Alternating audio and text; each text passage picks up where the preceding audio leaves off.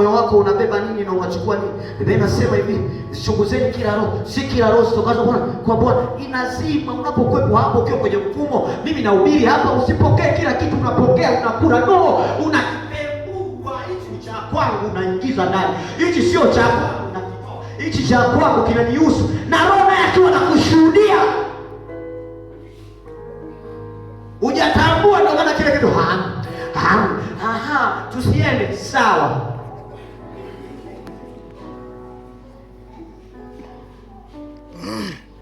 Bwana Yesu asifiwe.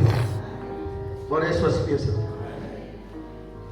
Sisi ni watawala. Hiyo point ya kwanza. Sisi ni watawala.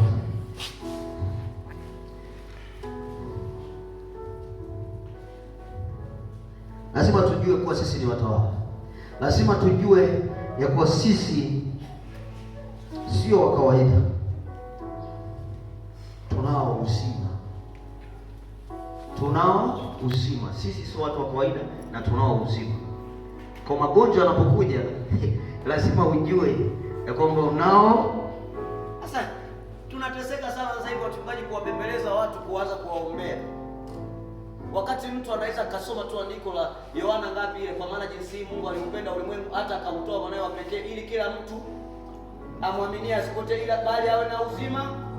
Sasa sijali na ugonjwa, natumia hilo andiko, nasema tu kwa maana jinsi Mungu alimpenda ulimwengu hata akamtoa mwanae wa pekee ili kila mtu amwaminie. Mimi nimemwamini Yesu, asifanyeje?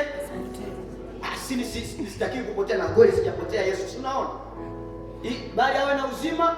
Yesu, niwe na uzima wa milele, ili tumbo litulie kwa jina la Yesu. Litulie. Ulisema hivi, tukisema chochote kwa jina lako linafanya vinakuwa. Tayari mfumo umetutengenezea tayari kana namna fulani hivi ambako nikakuenjoy. Mungu akutuumba tuteseke. Mwangalie jirani yako. Hayo mateso sio yako katika jina la Yesu. Hizo shida sio zetu katika jina la Yesu.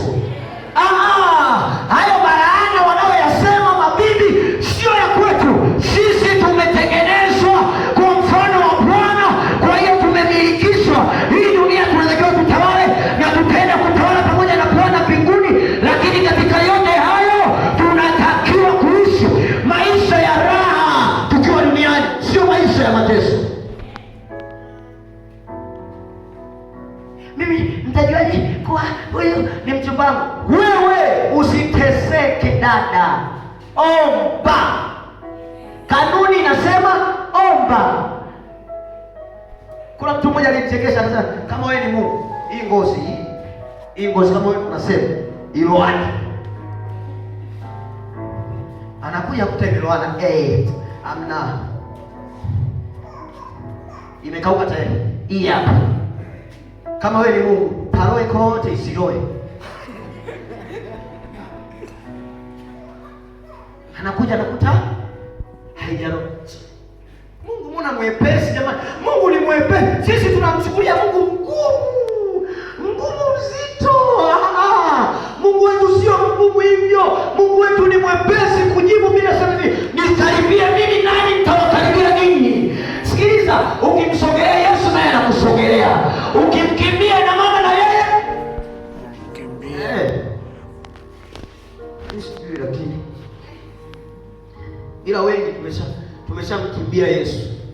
Ili naliweza. Na yaweza yote katika yeye anitiaye. Sio wewe tu. Wewe huwezi peke yako. Sisi hatuwezi peke yetu, bali katika Kristo Yesu tunaweza. Tunayaweza yote katika yeye atutiaye nguvu. Yeye ndio mwenye nguvu. Yeye ndio mwenye uwezo. Unajiona una uwezo? Hatuna uwezo hapa. Ndio maana tunakuja hapa. Tukifika hapa, tunajua kanuni ya hapa ni kutiwa nguvu, ni kujazwa uweza, ni kuwa na mamlaka. Alafu tukitoka hapa, tunavyoingia huku tunakuwa kama mapaka vile, manyao yale.